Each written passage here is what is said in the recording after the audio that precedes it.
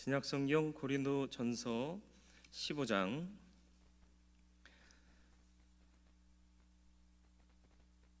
13절로 22절까지의 말씀을 봉독해 드리겠습니다. 만일 죽은 자의 부활이 없으면 그리스도도 다시 살아나지 못하셨으리라. 그리스도께서 만일 다시 살아나지 못하셨으면 우리가 전파하는 것도 헛것이요 또 너희 믿음도 헛것이며 또 우리가 하나님의 거짓 증인으로 발견되리니 우리가 하나님이 그리스도를 다시 살리셨다고 증언하였습니다. 만일 죽은 자가 다시 살아나는 일이 없으면 하나님이 그리스도를 다시 살리지 아니하셨으리라. 만일 죽은 자가 다시 살아나는 일이 없으면 그리스도도 다시 살아나신 일이 없었을 터이요 그리스도께서 다시 살아나신 일이 없으면 너희의 믿음도 헛되고 너희가 여전히 죄 가운데 있을 것이요 또한 그리스도 안에서 잠자는 자도 망하였으리니 만일 그리스도 안에서 우리가 바라는 것이 다만 이 세상의 삶뿐이면 모든 사람 가운데 우리가 더욱 불쌍한 자이리라. 그러나 이제 그리스도께서 죽은 자 가운데서 다시 살아나사 잠자는 자들의 첫 열매가 되셨도다. 사망이 한 사람으로 말미암았으니 죽은 자의 부활도 한 사람으로 말미암는도다. 아담 안에서 모든 사람이 죽은 것 같이 그리스도 안에서 모든 사람이 삶을 얻으리라. 아멘. 부활이 없다는 끔찍한 가정을 하지 맙시다 라는 제목으로 원로 목사님 나오셔서 말씀 증거하실 때 큰 은혜 받으시기를 바랍니다.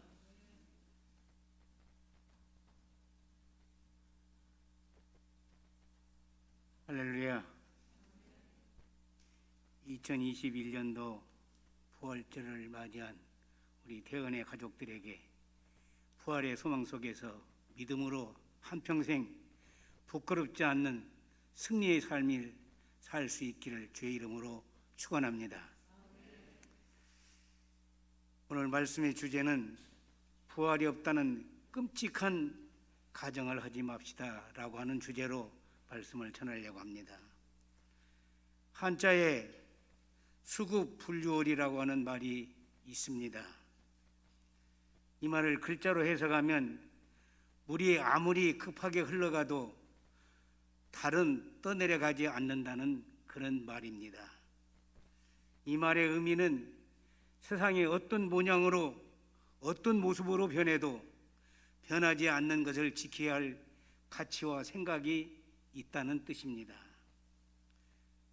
물 위에 떠 있는 달은 변함이 없지만 물에 비춰진 달의 모습은 어떨 때는 아름다울 때도 있고 또는 어떨 때는 이그러질 때도 있다는 말입니다. 달같이 떠 있는 역사적 사실은 변치 않는다는 말입니다. 이 말을 다시 한번 반복해서 드린다고 한다면 우리의 믿음의 소망인 부활의 사건은 결코 어떤 상황에 있어도 변함이 없어야 된다라고 하는 뜻에서 이 말씀을 생각해 보았습니다. 달같이 떠 있는 역사적 사실은 변치 않습니다. 그런데 만약 나의 아버지가 세상에 태어나지 않았다면 어떻게 되었을까? 또는 6.25 전쟁이 한국 땅에 일어나지 않았다면 우리 한국의 역사는 어떻게 달라졌을까? 만약 링컨이 태어나지 않았다면 미국의 역사는 어떻게 달라졌을까? 이렇게 말하는 것을 역사의 가정이라고 말하지만 사실 역사는 가정이 없는 것입니다. 어떤 사건이 일어나지 않았다면 어떻게 되었을까 하는 가정을 하는 것은 있을 수 없는 일인데 불행하게도 우리 그리스도인들이 다른 사건들은 가정을 해보는데도 좋게 생각하는데 기독교의 부활의 사건은 아예 부정적인 사건으로 생각하는 경우들이 많이 있다고 하는 것입니다. 가정은 좋은 면에서 할 수 믿음 안에서 할 수 있다고 한다면 좋겠으나 그렇지 못하는 경우들이 얼마나 많은지 알 수가 없습니다. 그래서 바울 사도는 오늘 말씀을 보면 가정법을 사용하고 있습니다. 역사상 예수의 부활 사건이 없었다면 어떻게 되었을까요? 대답은 간단합니다. 기독교는 존재할 수 없다는 말입니다. 왜냐하면 기독교의 가장 확실한 기초는 부활에 있기 때문인 것입니다. 부활이 없는 기독교는 상상도 할 수 없다는 사실을 우리는 가슴 깊이 새겨야 할 것입니다. 바울은 고린도 교회 교인들에게 부활에 대하여 아주 길고 자세하게 설명하고 있는 것을 보고 있습니다. 오늘 말씀 고린도전서 15장을 보면은 교리적인 면에서, 신학적인 면에서 또는 실제적인 면에서도 부활의 의미를 아주 우리에게 자세하게 다루고 있는 것을 볼 수가 있습니다. 오늘 말씀은 그 중에 일부분이라고 말할 수 있겠습니다. 바울은 여기에서 만일이라는 말을 6차례 이상 사용하고 있습니다. 역사적인 가정법입니다. 실제로는 결코 그렇게 될 수 없기 때문에 철저하게 가정해 보고 있는 것입니다. 부활이 없다면 이 말은 부활이 존재하지 않는다면 이렇게 가정법으로 말하고 있는 것을 볼 수 있습니다. 하나님이 창조하신 인간 세계에서 부활의 법칙이 존재하지 않는다면 우리는 어떻게 인생을 살아야 되겠습니까? 무엇보다도 먼저 대답해야 할 것은 예수 그리스도의 부활에 대한 해명일 것입니다. 역사상 분명히 발생한 예수 그리스도 부활 사건을 어떻게 볼 것입니까? 만일 죽은 자가 다시 사는 법이 없으면 하나님이 그리스도를 다시 살리지 못하였을 것이다 라고 하는 말입니다. 다시 말하면 육체의 부활 법칙이 없다면 예수님의 부활 사건도 일어나지 아니할 사건이라고 하는 말입니다. 여러분, 이 부활의 사건은 일시적으로 순간적으로 이루어진 사건이 아니고 우리 예수님께서 이 땅에 오신 부활을 하기 위해서 일찍이 하나님의 섭리와 계획 속에서 이루어지고 있었다고 하는 것입니다. 오늘 성경을 보면 이렇게 가정하고 있습니다. 만일 죽은 사람이 부활이 없다면 우리는 어떻게 되겠느냐라고 말합니다. 바울은 여기에서 6가지 결과를 단정하고 있습니다. 첫째로, 부활이 없다면 우리의 복음 전파가 무용이 된다는 사실인 것입니다. 전도도 헛것이 되는 것입니다. 기독교는 복음 전파를 최우선으로 꼽고 있습니다. 기독교가 복음 전하는 사명을 기독교의 최대 사명이라고 하는 사실을 우리 누구도 이제 부정할 수 없는 일인 것입니다. 기독교는 사람마다 예수님을 믿고 구원받으라고 외칩니다. 그런데 부활이 없다면 이 모든 진리가 헛것이라고 하는 사실인 것입니다. 다시 살아날 가망이 없는 인생에게 무슨 기대를 가지고 아까운 시간과 경비를 허비하면서 전도를 해야겠습니까? 그것은 마치 미치광이 짓에 불과하게 될 것입니다. 그러므로 복음 전파의 무용이 아니라는 사실을 볼 때 예수님의 부활 사건은 분명하게 우리에게 확신을 주고 있다고 하는 것입니다. 두 번째로, 부활이 없다면 우리의 믿음도 헛것인 것입니다. 그리스도인들이 이 땅에 사는 삶 속에서의 예수 그리스도를 믿는다고 하는 것은 엄청난 우리의 삶의 변화가 온 것입니다. 그런데 우리의 믿음이 헛것이 된다는 사실입니다. 굳이 예수님을 믿고 의지할 이유가 없습니다. 예수를 믿어야 할 이유도 없습니다. 이래도 죽고 저래도 죽는 우리의 모습들이 얼마나 가련합니다 하는 사실입니다. 믿음만큼 손해가 오게 된다고 하는 것입니다.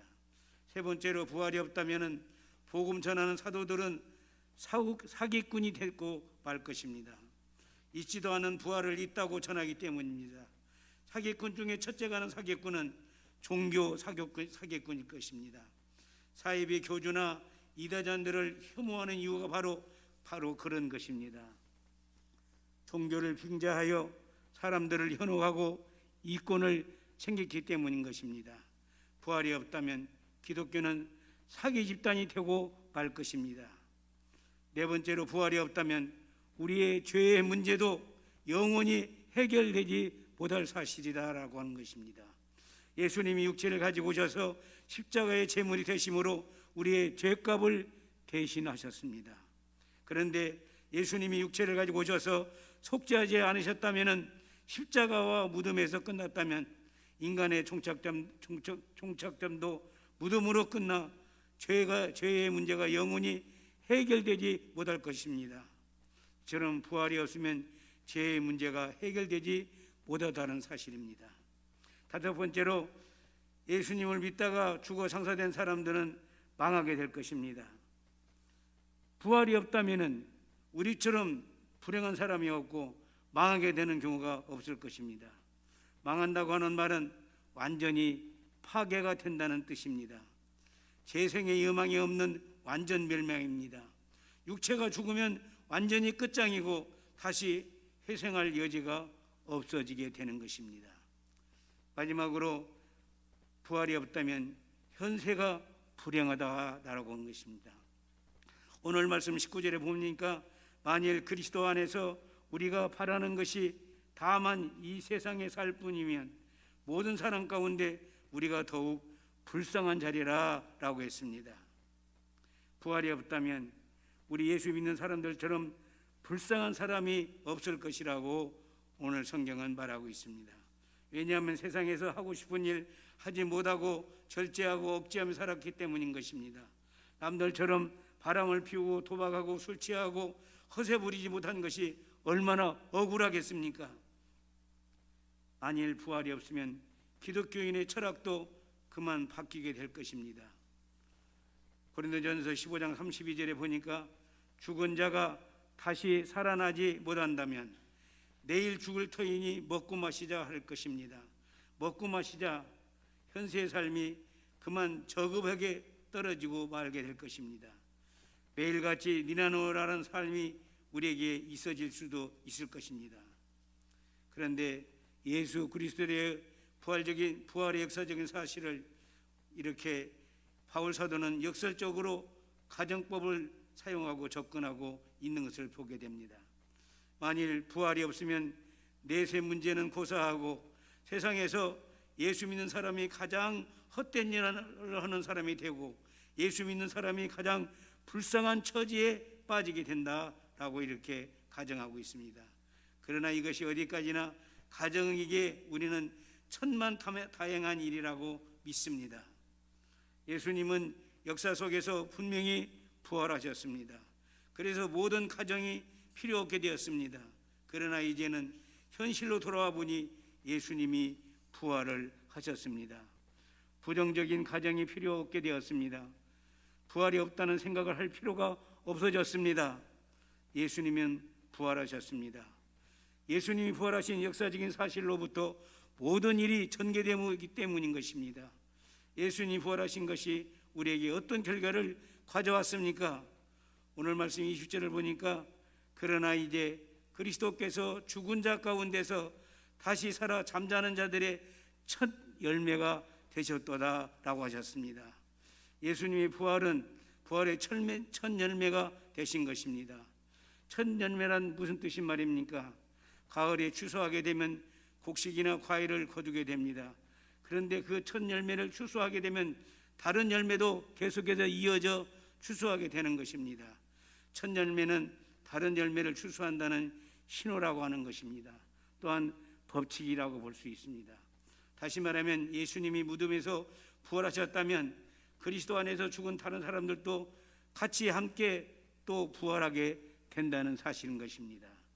저는 우리 성도들이 장례를 치를 때마다 농사꾼의 심정으로 장례식을 치러보았습니다.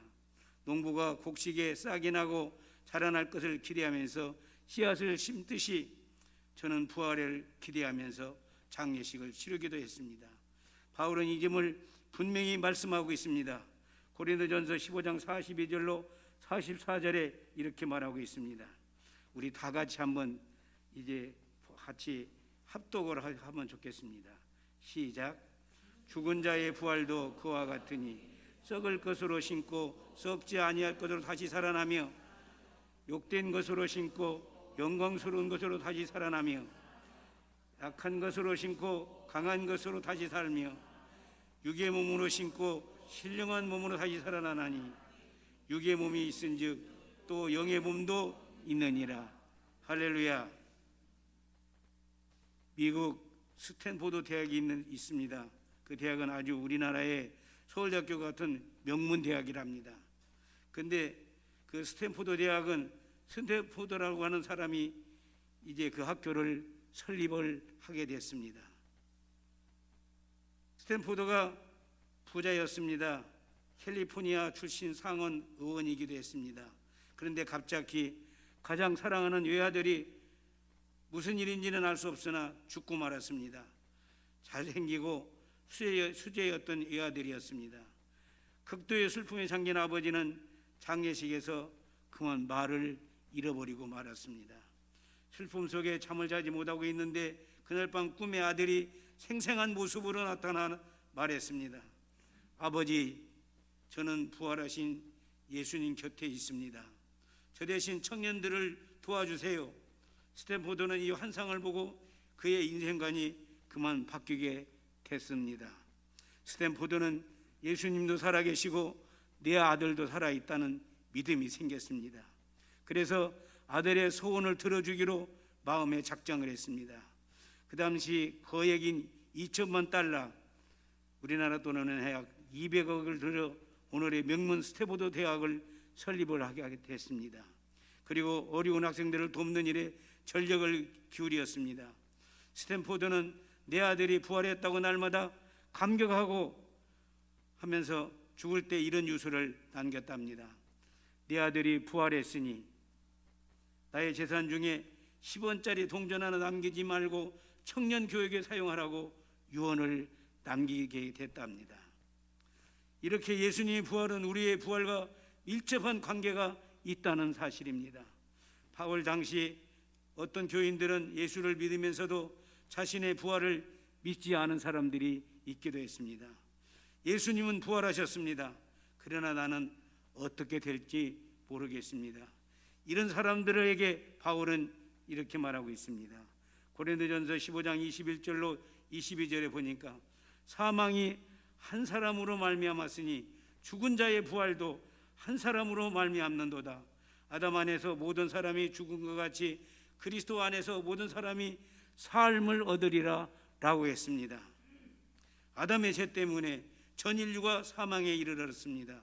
아담 한 사람의 죄가 전 인류를 죽음으로 그만 몰아넣고 말았습니다. 인간으로 태어나는 사람들 중에 아담의 죽음에서 벗어날 인간은 아무도 없는 것입니다. 그만큼 우리는 아담의 죽음 아래 살게 되어진 것입니다. 그런데 이제는 그 반대 일이 벌어졌습니다. 예수님 때문에 죽음을 털고 우리는 살아나게 되었습니다.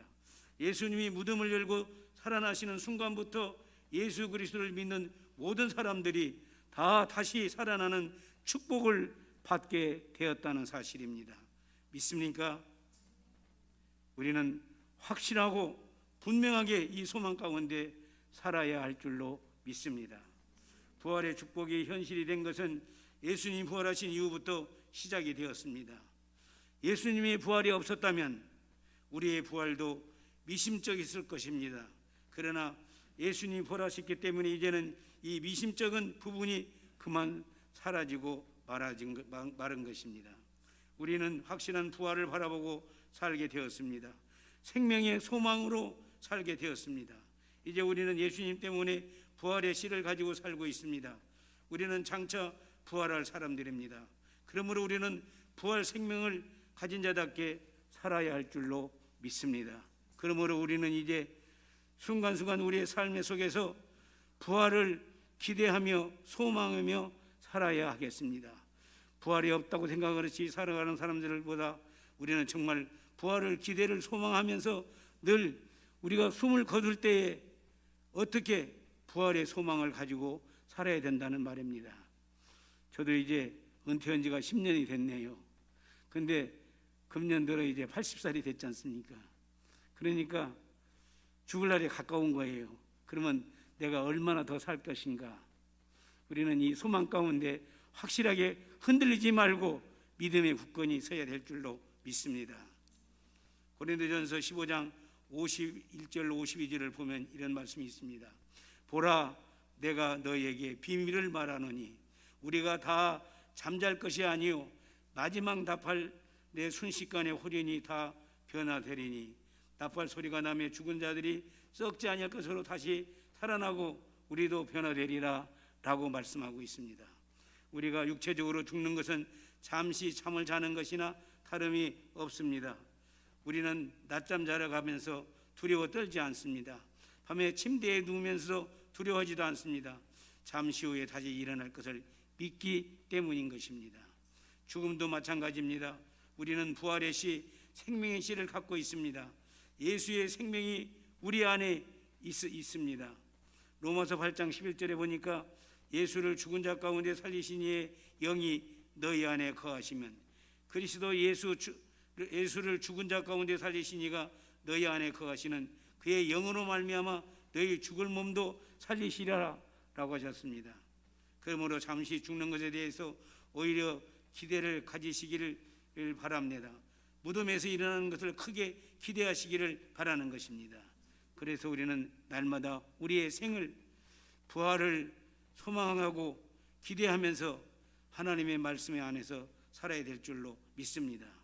두 번째로 우리는 죽음의 두려움에서 벗어나고 죄의 지배에서 벗어나게 됐다는 사실입니다. 미국의 한때 유명한 설교가였고 목회자였던 아이언사이드 박사는 죽음을 놓고 이렇게 예를 들어 말했습니다.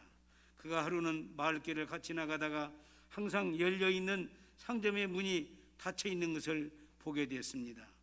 창문에는 커튼이 내려져 있습니다. 이상하다, 이 집에 무슨 일이 있나 생각하고 자세히 봤더니 창문 밖에 다음과 같이 써놓았더랍니다. 내부 수리 중, 이렇게 써져 있었답니다. 그 후 여러 날 동안 그 가게 문은 열리지 않았습니다. 여전히 내부 수리 중이라는 팻말만 붙어 있었습니다. 드디어 어느 날인가 가게 문이 활짝 열려 들어가 봤더니 가게 안이 얼마나 멋지고 아름답게 장식이 되었는지 모든 것이 새로워졌답니다. 들어가는 손님들마다 아주 기분 좋게 물건을 사서 나오는 것을 보게 됐습니다. 그것을 보고 아이언사이드 박사는 이렇게 깨달았다고 말하고 있습니다. 예수 믿는 사람에게 있어 죽음이란 내부 수리 중인 것 같구나라고 생각했다고 하는 것입니다. 우리가 죽습니까? 아닙니다. 죽은 것이 아닙니다. 우리는 문을 닫아놓고 내부 수리 중이라고 하는 팻말을 걸어 놓은 것이라는 것입니다. 주님이 재림하실 때에 우리 몸이 주님의 몸과 같이 영화롭게 변화되는 부활의 날까지 내부 수리 중이라고 하는 팻말을 걸어 놓은 것입니다. 이렇게 예를 들어 말을 했다는 것입니다. 우리들도 죽었다고 하는 것은 내부 수리 중이라는 사실을 잊지 마시기를 바랍니다.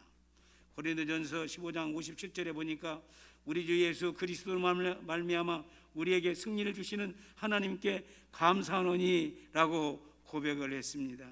사망은 인생을 쏩니다.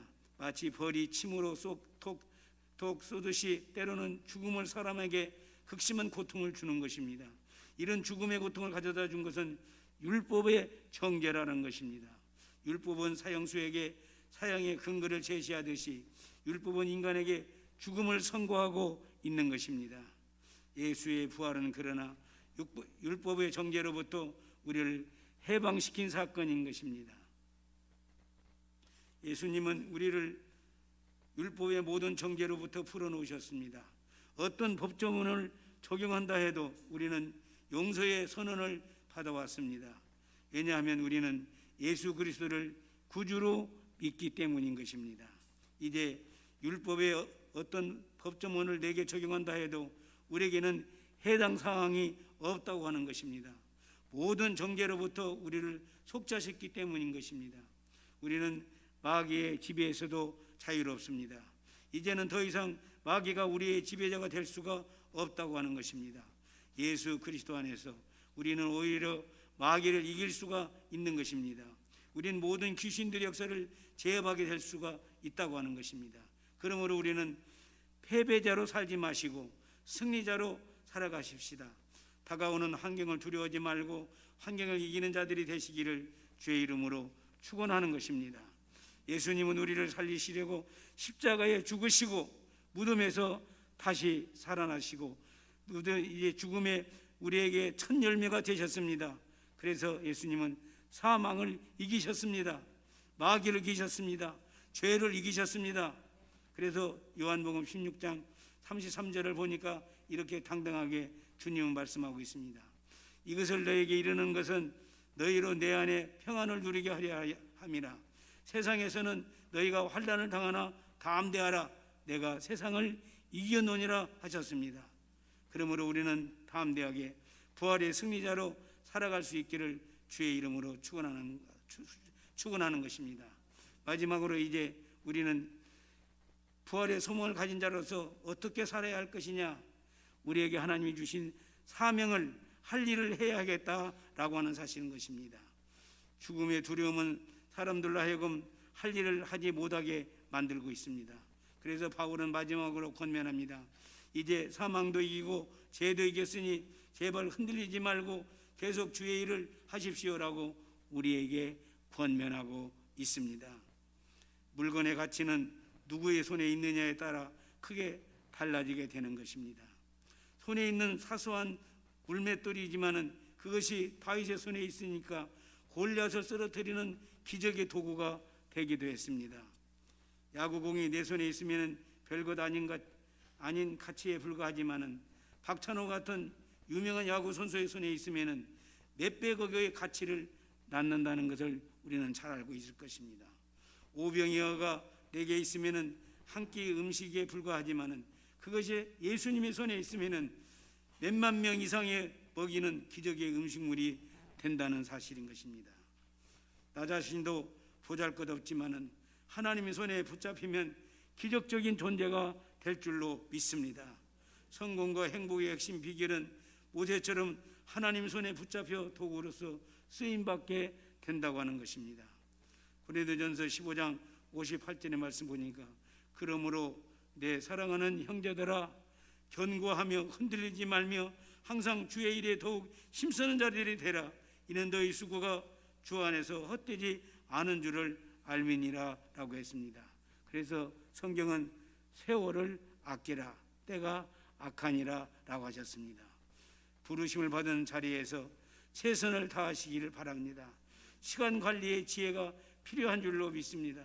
그러므로 주님의 일을 계속하는 것은 하나님의 자녀의 모습인 것입니다. 주 안에서 흔들림 없이 주의 일에 헌신하시기를 주님의 이름으로 축원하는 것입니다. 오늘은 예수님께서 인류의 시조가 범죄하여 죽음을 지배하던 사망 권세를 이기시고 부활하신 부활절입니다. 그리고 모든 인류에게 부활의 소망을 주셨다고 하는 것입니다. 고린도 교회에게 부활이 없다고 끔찍한 가정을 하지 맙시다. 우리는 부활의 진리를 증거하면서 부활의 삶을 살아가는 확신을 줄 수 있는 그런 삶이 되시기를 바라는 것입니다. 예수 그리스도의 부활은 하나님께서 인생의 죽음이 끝는 것이 아니고 멸망이 아니라는 것을 우리에게 가르쳐 주셨습니다. 누구든지 부활하신 예수님을 믿으며 멸망치 않고 영생을 얻습니다. 왜냐하면 그분이 천국 가는 길이시고 참된 진리이시며 생명이기 때문 것입니다.